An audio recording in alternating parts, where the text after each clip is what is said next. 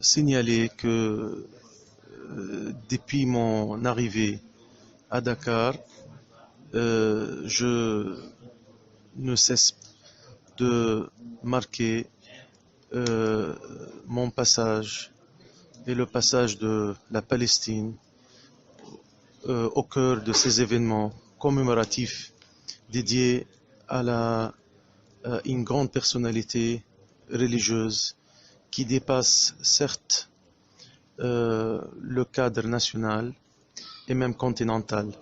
Cheikh Brahim Niasse, Cheikh l'Islam, c'était un homme de la Ummah et un homme qui appartient à la Ummah et un homme qui a servi la Ummah, dont la cause palestinienne était toujours aussi classée au cœur de ses préoccupations, de ses prêches et de ses mêmes déplacements, car il a fait le tour du monde pour défendre la question palestinienne, pour défendre l'unité de la Ummah islamique.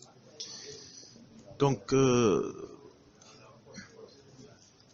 sans doute, c'est depuis mon arrivée, donc c'est ma 4e année, sans doute c'est ma 4e fois également, où je reviens toujours à la charge de cette mémoire et à l'émotion qui nous motive pour parler de lui, pour parler de son héritage et pour parler également des liens qui étaient tissés et qui sont toujours existants, très forts, entre Kaulach, entre la famille Niasse et entre le peuple palestinien.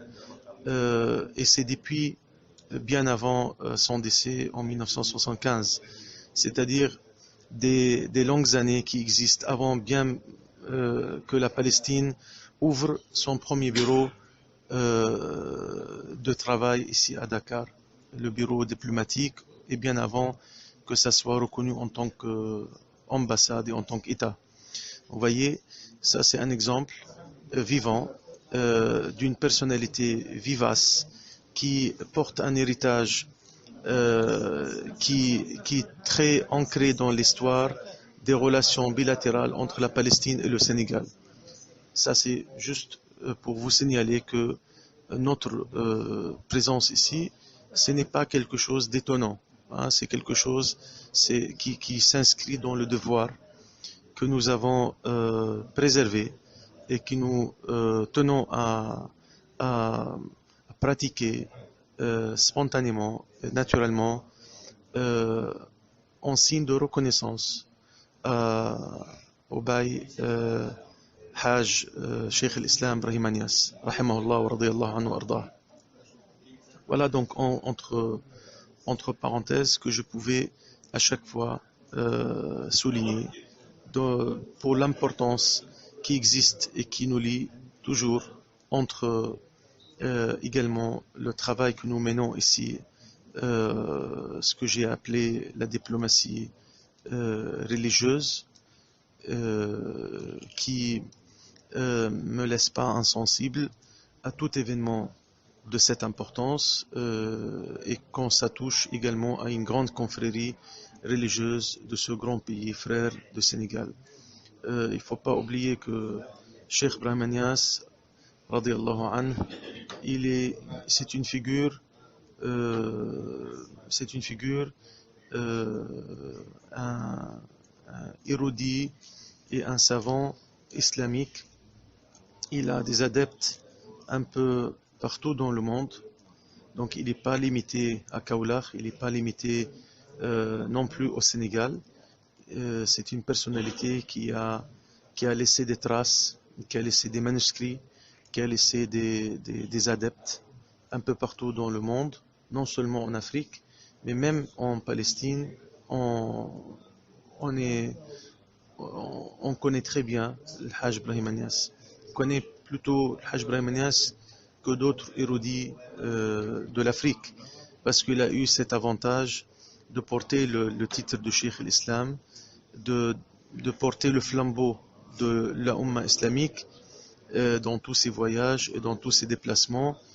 Et depuis qu'il était tout jeune, Donc cet héritage est déjà partagé entre la Palestine et entre l'Orient arabe en particulier et qui met l'accent sur ces forts liens entre le monde arabe et le monde musulman. Donc, autour de lui, nous sommes certes unifiés, nous sommes certes euh, attachés à ces mêmes valeurs, à ces mêmes messages de l'unité, de la prospérité et de la libération de l'homme et de la terre et des lieux saints. Voilà les messages que je suis là aussi particulièrement pour le défendre euh, à la trace et au pas de Cheikh Ibrahim Niass radiallahu anhu. Donc, vous avez retracé la dimension internationale de Maulana Cheikh Ibrahim au-delà de la Palestine. Vous en connaissez d'autres qui sont en mesure de pouvoir régler tous les problèmes du monde à travers le Saint-Homme Maulana Cheikh Ibrahim. Je sais qu'il est parti jusqu'à la Chine, il est parti à l'Inde, il est parti en Amérique. Cheikh Ibrahim Niass, c'était un serviteur de la Ummah et dont ses messages étaient très bien relayés. Euh, Comme lui, je crois qu'il est parmi les rares personnalités qui ont réussi de, de s'étaler sur le 5 continents et sur le 4 coins du monde en toute direction. Il n'a pas hésité à faire le voyage, à peiner pour, pour mettre en place le message du prophète Mohammed alayhi salam. Donc l'islam est reconnaissant également à ces hommes, à ces awliya, comme le Hajj Ibrahim Niass, qui est quand même une personnalité qui nous a quittés il y a quasiment quelques années. Hein, c'est pas une longue date. Donc, durant ce siècle, on a toujours besoin de tels érudits, euh, des gens comme lui, qui peuvent aussi continuer ce travail, car c'est un travail de longue haleine, c'est un travail qui touche aux générations, de génération à génération. Donc, il nous a quittés en 1975.